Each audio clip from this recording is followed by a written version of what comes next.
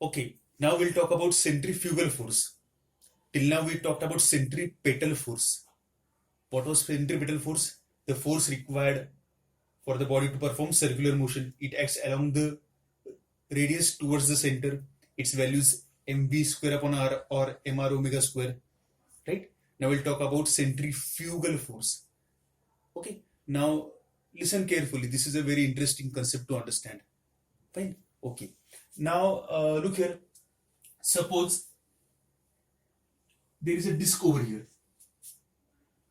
and I have attached a string to this disc, and then there is some object over here of mass m. Okay, and this disc itself is rotating. This disc is rotating such that along with this disc, this string is also rotating, and hence the object of mass over here is also rotating like this. Fine. Okay. Now let us say there are two observers. One observer is over here, somewhere away from this system, like us. Suppose I am that observer. Okay. Yeah. And another observer is standing on this disk itself. So he's an observer. So basically, this is the top view. Now the disk is like this, and the object is like this. So these things are placed, suppose, on some frictionless table. Getting this? Okay. Now this is the head of that observer, and this is the nose of that observer, so that we can say that he's looking in this direction. Okay. Fine. So there are two observers. One is the observer which is looking at the whole system from some distance, and another observer is standing on the disk. So as the disk is rotating, this observer itself will be rotating along with the disk. Okay? So these are the two observers. Now these two observers are observing this object of mass m. Fine? Okay. Now our physics should work for both the observers. Right? Now let us talk about this observer. Now this observer will say that this particle is performing circular motion. Okay, this particle is performing circular motion. Now he has studied about circular motion. Now he will say that this circular motion is not possible without a centripetal force acting towards the center. So he will say obviously there must be some tension in the string that is providing the centripetal force. So he will write down the equation T is equal to mv square upon r, where m is the mass of the particle, r is the radius of that circular motion, and v is the speed with which it is moving. So he is happy that he has written a correct equation to justify the motion of the particle. Fine. Now what about this observer? Now for him, the particle is always in front of him, because as the particle is moving, even he is moving, like if you look from his perspective. So for him, the particle is always in front of him. Getting this? So he will say that the particle is at rest, and he is true in his own frame of reference. Because for him, the position of the particle with respect to him is not changing. The particle is always at the same distance from him. Getting this? For example, if I ask you whether I am standing at rest or I am moving. So if you are standing over here along with me, you will say that I am at rest. Now tell me, is Earth at rest?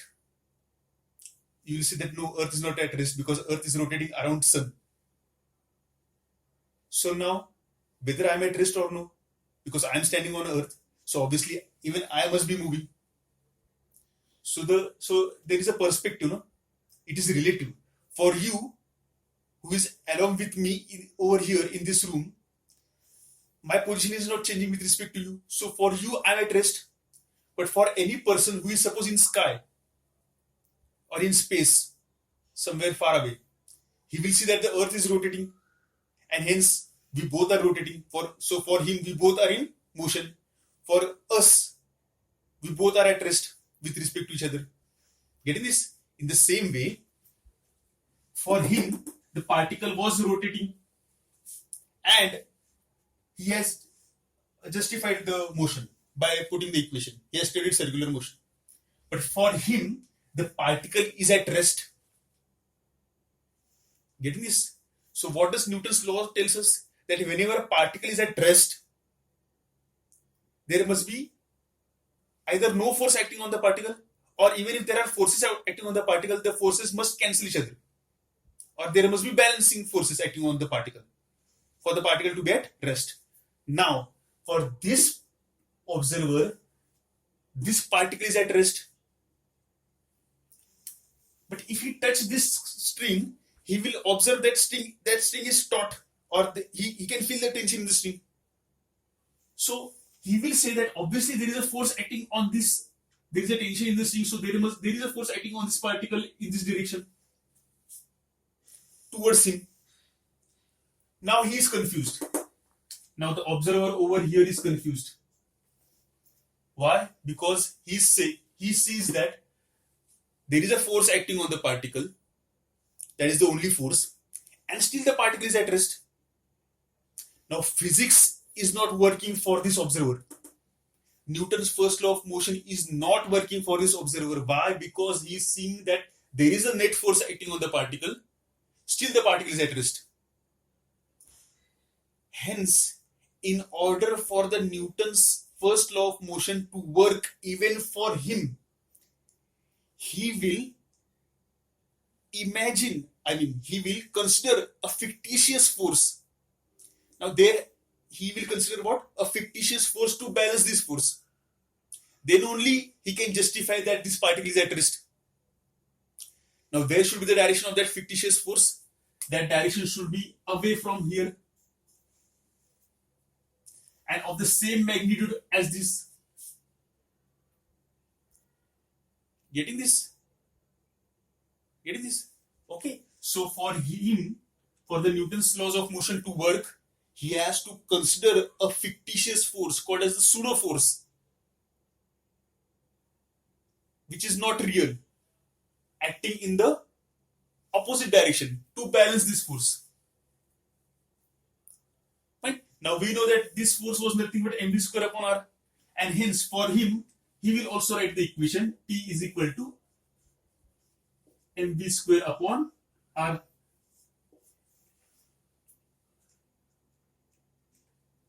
Getting this?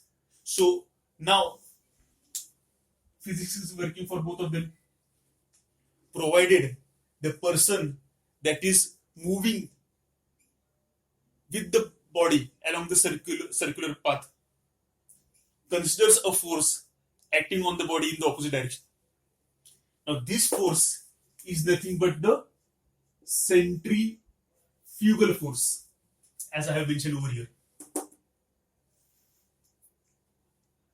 Now this centrifugal force should be considered in which frame of reference? In the non-inertial frame of reference, where the particle is rotating. From the inertial frame of reference, I did not consider the pseudo force because physics is working for me very good. The pseudo force or the centrifugal force in this case will be considered only in the non-inertial frame of reference for the observer who is rotating along with the body performing circular motion. Getting this? So once again, this is the centrifugal force acting away from the center, and its magnitude should be equal to the centripetal force. So F centrifugal, FCF, let us say in suffix, FCF value should be also equal to mv square upon r is equal to m omega square r. Now in vector form, how should I write it? FCP is equal to plus m omega square r1.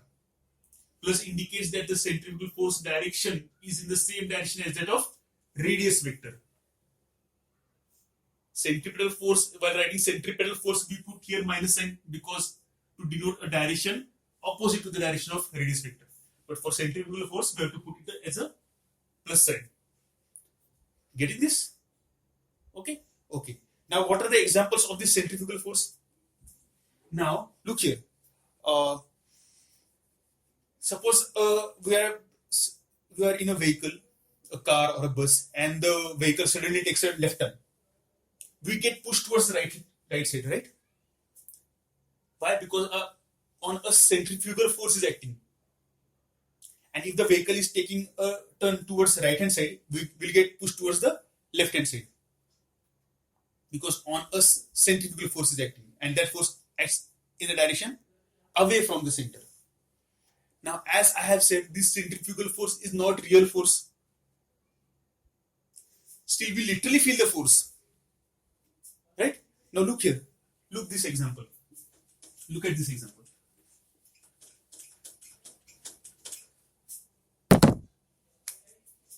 Now, this is the box. This side is A. This side is B. Okay. Now, suppose there is a sphere in this box. There is a sphere in this box. Okay. Now, again, there are suppose two observers. One observer is inside the box. Another observer is outside the box. Okay. Yeah, fine. Now, imagine that this box is moving with velocity v. Okay, before going there. Now, for the observer, which is inside the box, he will see that the particle, the sphere is near to A. Now, A and B are the points marked on the box. So, for the observer inside the box, he will see that the sphere is closer to A. Right? Okay, and it is at rest. Okay, now for the sphere to move from A to B, there must be a force acting on the sphere in this direction. Without that force, the sphere on its own will not move from A to B. Right? Okay, that is for sure for the observer inside the box. Now look here. Suppose the box is moving with velocity v and even the sphere is moving with velocity v. For an observer which is outside the box. Okay, yeah. Now, as both of them are moving with velocity v, the sphere will remain close to A in this position, and for the observer, this is at rest. But for the person over here, this sphere is not at rest; it is moving with velocity v in straight line. Okay. Now, suppose this box, there is some force acting only on this box. After some time, this box will be somewhere over here, right? And the ball would have been over here. But suppose after a while, now the inertia tells us that it should keep on moving in straight line like this sphere. Now, let us say after a while, somebody or there is some force acting only on the box that tilts the box like this. All right. Now I don't know where we left last time because the battery got dead in between. But anyway, we'll just begin again. So this is the box. The sphere is closer to point A. A and B are marked on the box. There are two observers, one inside the box and another outside the box. Right? Okay. Now, suppose the box and the sphere both are moving with velocity v. So for him, the object is moving, this sphere is moving with velocity v like this in the straight direction. But for the observer inside the box, he will say that the object is at rest because for him the object is not changing its position, right? Okay. Now, after a while, suppose now when the box is over here, the object comes over here, point A is over here, point B is over here. Everybody is good. Okay. Now suppose after a while, somebody moves the box like this. Somebody or somehow some force moves only the box like this. So it is the box that is getting moved like this, but the sphere inside the box would still follow its inertia moving in a straight line. So for him, there is no problem because he can see that there was some force acting on the box that made the box tilt, and there was no force acting on this object, and hence it is still following its inertia going in a straight line. But for the person which is inside the box, he's seeing that the object has been moved from A to B because A is over here and B is over here. No?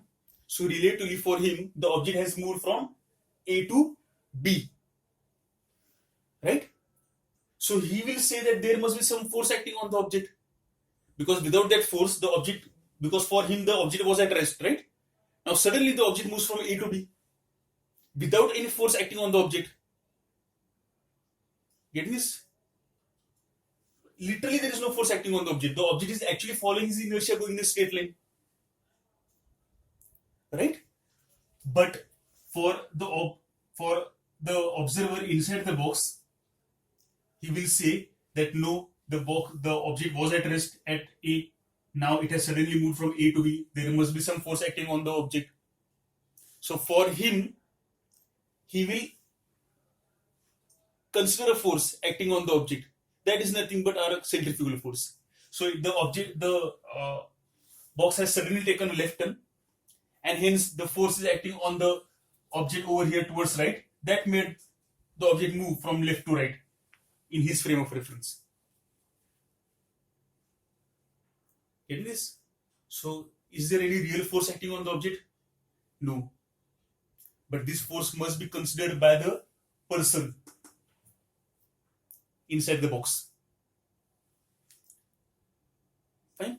Because he literally feels that force. But actually there is no force acting on the object as seen from this person's point of view. And hence whenever the vehicle takes a left turn, we get pushed towards right hand side. Actually we don't get pushed towards right hand side, or in that frame of reference we literally get pushed towards right hand side. But actually what we are doing, we are trying to follow our own inertia going in a straight line. It is the vehicle that is getting turned like this, and hence in the vehicle's frame of reference we see that we are moved towards the left hand side. Okay? Okay, so put the heading. So this is all about centrifugal force. Put the heading centrifugal force. Draw this diagram and then write down a force assumed by an observer. A force assumed by an observer moving with the body